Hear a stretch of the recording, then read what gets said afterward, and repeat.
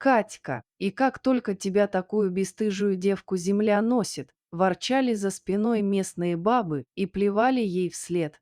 Мужики те, что из породы кобелей, намекали, что не прочь бы провести ночь с молодой девахой где-нибудь на отшибе деревни, раз она дает всем подряд и без разбора. Катя уже не знала, как ей ходить по селу, не опасаясь того, что ее в очередной раз унизит, или того хуже надают пощечин. Особенно зверствовал в этом плане теперь уже ее бывший друг Митька.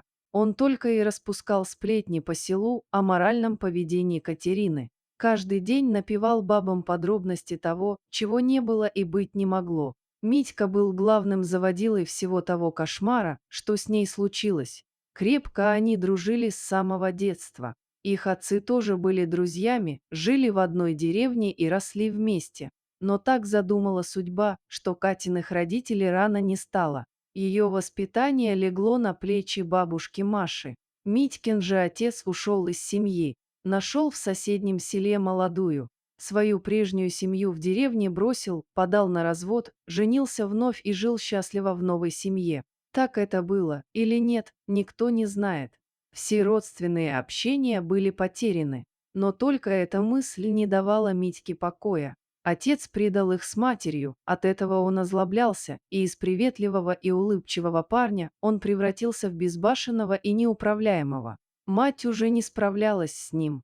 Ребята росли, стали входить в возраст симпатии и первой влюбленности. Любил Митька Катерину, или это гормоны не давали ему покоя, он, видимо, и сам не знал. Но он стал словно одержим своей подругой.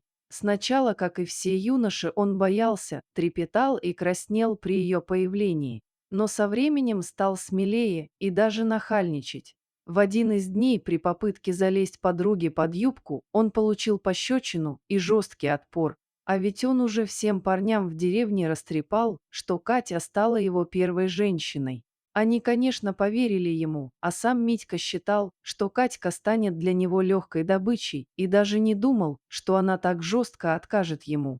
Ребята к тому времени уже что-то заподозрили и стали потрунивать над горе-любовником, обзывая его лгуном. Уязвленное самолюбие Митьки было задето. Во второй раз он поспорил с парнями, что они все увидят сами, собственными глазами, а если получится, то смогут поучаствовать, ведь Катька никому не отказывает.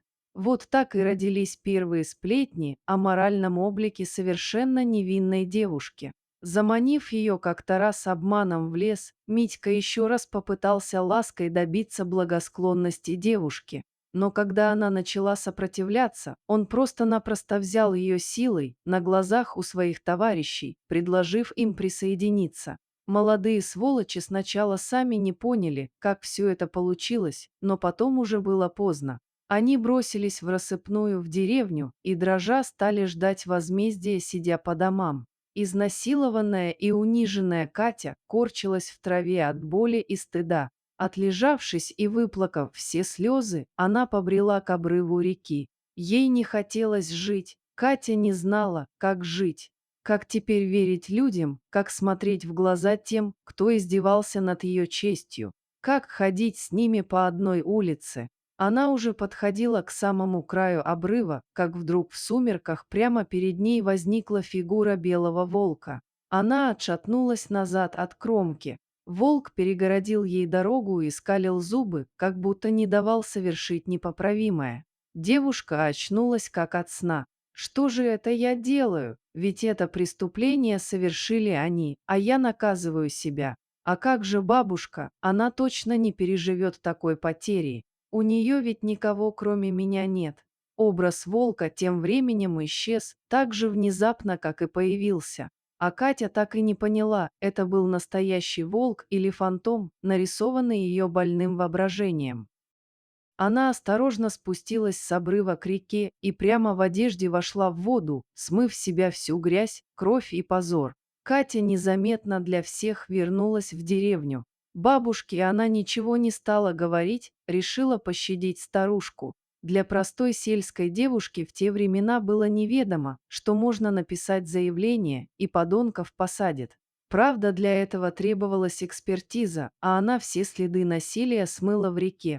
Да и вообще, в В те времена в деревнях считалось, что если с девушкой такое произошло, значит она сама виновата, дала повод.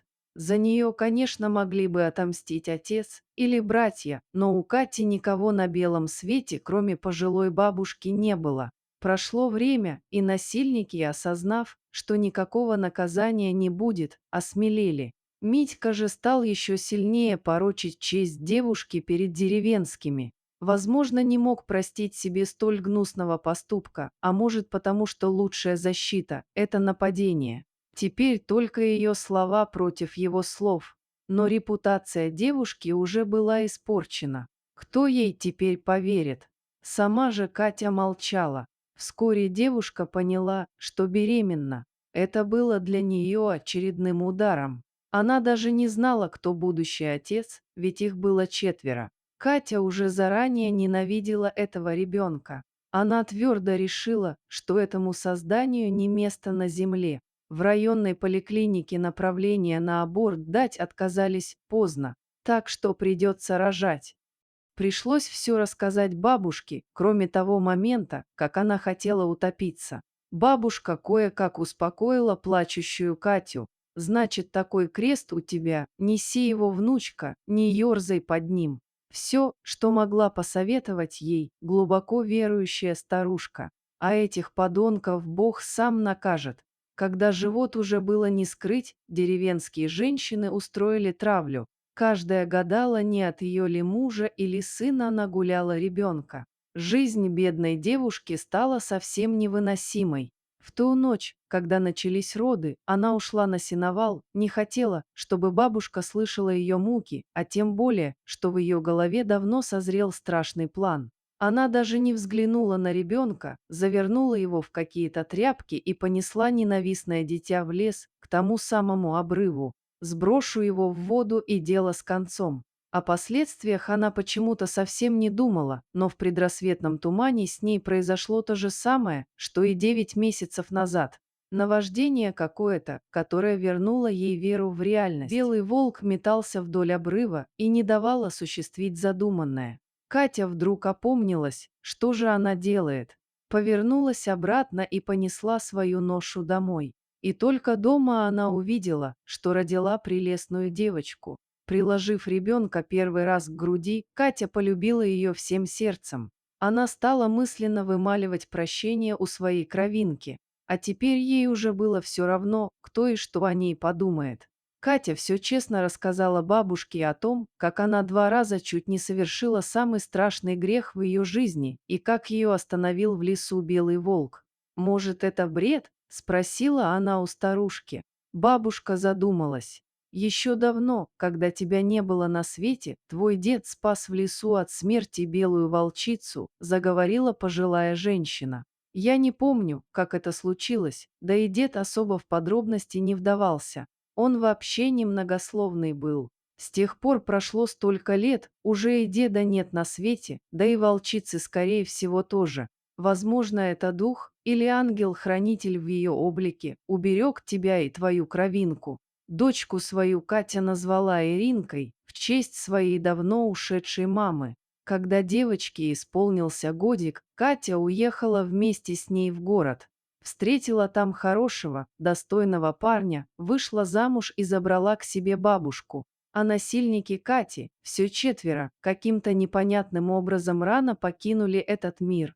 Митька сгинул бесследно в лесу, один заболел неизлечимой болезнью и очень быстро сгорел.